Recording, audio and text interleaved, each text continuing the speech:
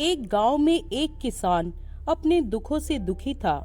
किसी ने उस किसान को बताया कि तुम अपने दुखों के समाधान के लिए बुद्ध की शरण में जाओ, वो तुम्हारे सभी दुखों का समाधान कर देंगे। ये सुनकर वो किसान बुद्ध की शरण में चल पड़ा।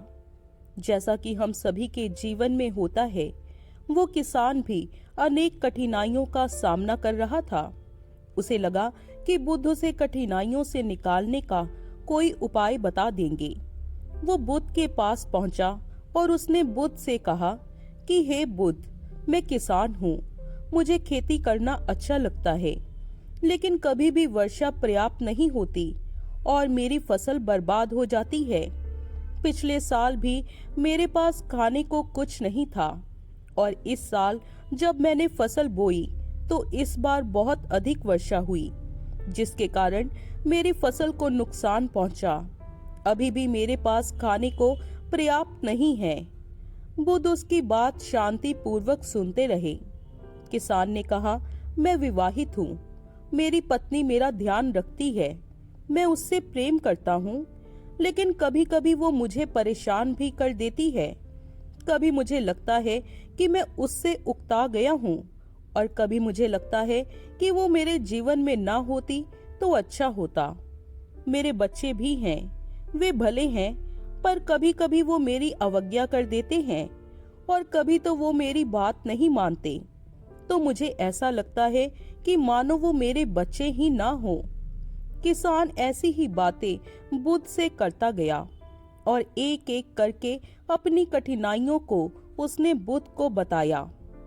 उसके जीवन में बहुत सारी समस्याएं थी। बुद्ध ध्यान पूर्वक उसकी समस्याओं को सुनते गए। बुद्ध ने एक शब्द ना कहा और वो बताता चला गया। आखिरकार बताते बताते उसके पास बताने के लिए कोई और अधिक समस्या ना बची। अपना मन हल्का करने के बाद वो चुप हो गया। वो प्रतीक्षा करने लगा कि बुद्ध उसे कुछ उपाय बताएंगे, लेकिन बुद्ध कुछ भी ना बोले। उसने बुद्ध से कहा कि मैं आपके पास आया हूँ, क्या आप मेरी समस्या का समाधान नहीं करेंगे? बुद्ध ने कहा, मैं तुम्हारी कोई सहायता नहीं कर सकता। किसान ने अचंभित होकर कहा, ये क्या कह रहे हैं आप? सभी कहते हैं कि आप सभी के दुखों का निवारण कर देते हैं, तो क्या आप मेरे दुखों का निवारण नहीं करेंगे, इसलिए कि मैं एक गरीब किसान हूँ? बुद्ध ने कहा, सभी के जीवन में कठिनाइयां हैं, तुम्हारे जीवन में कोई नई कठिनाई नहीं है। ये कठिनाइयां तो सभी के जीवन में आती हैं और जाती हैं। कभी मनुष्य सुखी होता है, कभी दुखी होता है, कभी उसे पराये अपने लगते हैं और कभी कभी उसे अपने भी पराये लगते हैं। ये जीवन चक्र है, इनसे कोई नहीं निकल सकता। वास्तविकता ये है कि हम सबके जीवन में 83 कठिनाइयां हैं। मेरा, तुम्हारा और यहाँ उपस्थित हर व्यक्ति का जीवन समस्याओं से ग्रसित है। तुम इन 83 समस्याओं का समाधान नहीं कर सकते, कोई नहीं कर सकता। मैं भी तुम्हारी इन समस्याओं का समाधान नहीं कर सकता। यदि तुम कठोर कर्म करो और उनमें से किसी एक का उपाय भी कर लो, तो उसके स्थान पर एक नई समस्या खड़ी हो जाएगी। जीवन का कोई भरोसा नहीं है। एक दिन जिन्हें तुम चाहते हो वो तुम्हें छोड़ देंगे और चले जाएंगे, और एक दिन ये जीवन भी तुम्हें छोड़ देगा और तुम यहाँ से चले जाओगे। जीवन का कोई भरोसा नहीं है। एक दिन तुम्हारे प्रियजन चल बसेंगे और एक दिन तुम खुद भी चल बसोगे। समस्याएं सदैव ऐसी ही बनी रहेंगी। आज भी वैसे ही समस्याएं हैं जैसे कि 100 साल पहले थी या 1000 साल पहले थी। समस्याएं जस की तस ही रहेंगी और उनका कोई कुछ उपाय नहीं कर सकता है। किसान क्रोधित हो गया और बोला कि सब कहते हैं आप महात्मा हो। मैं यहाँ इस आस में आया था कि आप मेरी सहायता करोगे। अगर आप मेरी समस्याओं का समाधान ही नहीं कर सकते तो मेरा यहाँ आना व्यर्थ हुआ। सब झूठ बोलते हैं कि आप सभी की समस्याओं का समाधान करते हैं। आपने तो मेरी एक भी समस्या का समाधान नहीं किया। आपसे भले तो वो महात्मा हैं जो 2 वर्ष पहले मेरे घर आए थे। उन्होंने मुझसे यज्ञ करवाया, दान दक्षिणा करवाई और मेरे मन को अपार शांति मिली और कुछ समय के लिए सुख भी आया, कुछ दुख भी कम हुए।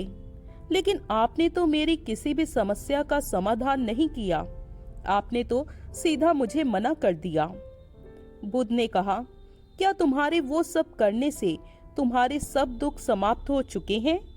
क्या तुम आज उनसे भी कहीं अधिक दुखों में नहीं पड़े हो? ये दुख कभी समाप्त नहीं होने वाले।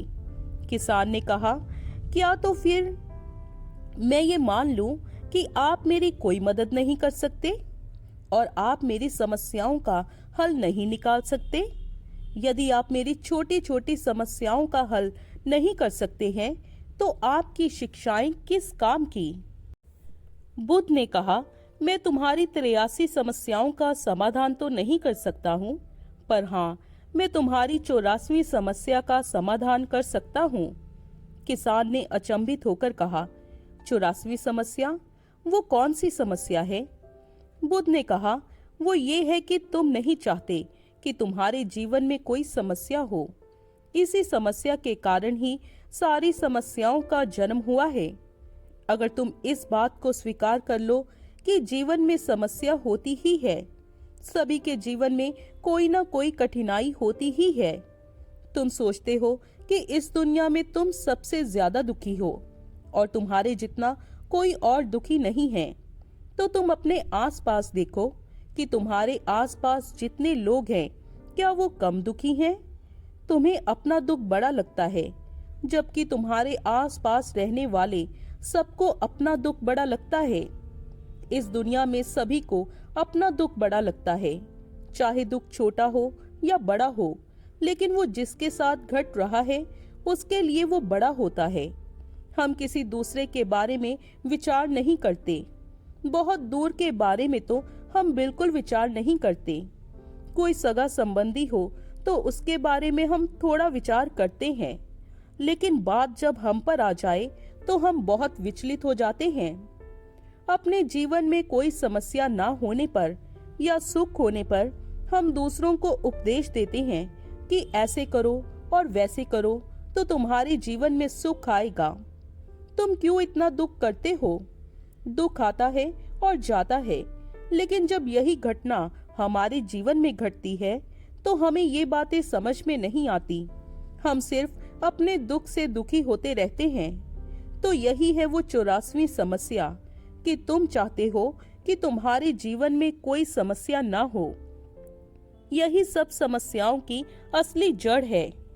अगर तुम ध्यान पूर्वक देखोगे और समझोगे कि जीवन सुखों से और दुखों से हर प्रकार से भरा हुआ है, उसको तुम कभी नहीं बदल सकते। अगर तुम चाहते हो कि तुम्हारा जीवन हमेशा सुखी हो और सुख से रहो, तो ये भी संभव नहीं। और अगर तुम चाहते हो कि तुम्हारा जीवन हमेशा दुख से भरा हो, तो ये भी संभव नहीं। अगर तुम ये चाहते हो कि तुम सुख और दुख से ऊपर उठ सको, तो ये संभव है। सुख और दुख को हम आने से रोक नहीं सकते। सुख और दुख का हम पर कोई प्रभाव ना हो, ऐसी व्यवस्था हम कर सकते हैं। मैं तुम्हारी 84वीं समस्या का समाधान कर सकता हूँ।